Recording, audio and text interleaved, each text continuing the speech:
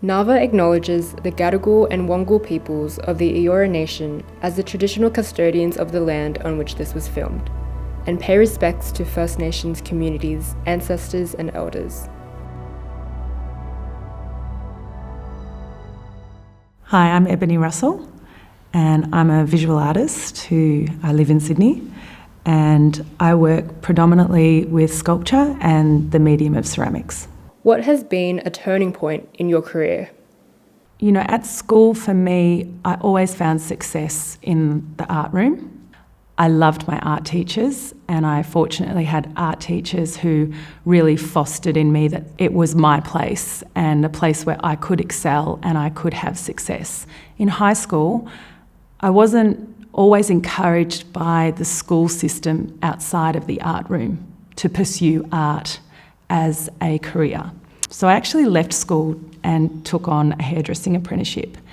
The biggest turning point for me at that time that's allowed me to continue this career path is my father talked to me about the fact that he could see that I was probably not going to be happy with being a hairdresser forever. So he encouraged me to go back to school, and with my family's support and the support of key teachers, I was able to focus on those art subjects and build a really good folio, which did get me into the arts degrees across a few different universities. And I actually had choice at that time. So I'm really glad that I went back and I pursued that goal. What is the most pressing issue for you as an artist right now? I think especially for an artist, the balance between making money and supporting your lifestyle and being true to your art practice, but also being able to maintain your practice. I've always had a job and I've always worked in the arts, whether I'm running festivals, whether I'm working in galleries, in regional galleries as an education officer, whether I'm teaching my own art classes in a neighbourhood house. It didn't matter. They were always jobs in the arts. I think that always helped me feel like I was still practicing, even when I wasn't an artist. And, you know, I've got 2 young children as well. I have 2 daughters, and a lot of the time that I got to really get back into my own art practice was on my maternity leave, was when I was raising my children. So you've just got to find a way to stay in it and keep supporting yourself when sometimes you don't have those people around you saying, yeah, go for it. Like, you've got to stay true. What is something you wish you knew when you were starting out as an artist? Access to knowledge, that you can educate yourself, get the information, find somebody who will support you, whether it's the art teacher, whether it's a parent, whether it's an aunt who's creative when your family is asking you to be a nurse or something like that. Find somebody who will be your champion. And I found those people. And I was supported by a community who said to me, you have a choice and you can make a career. They're there. You have to find them and they'll help you.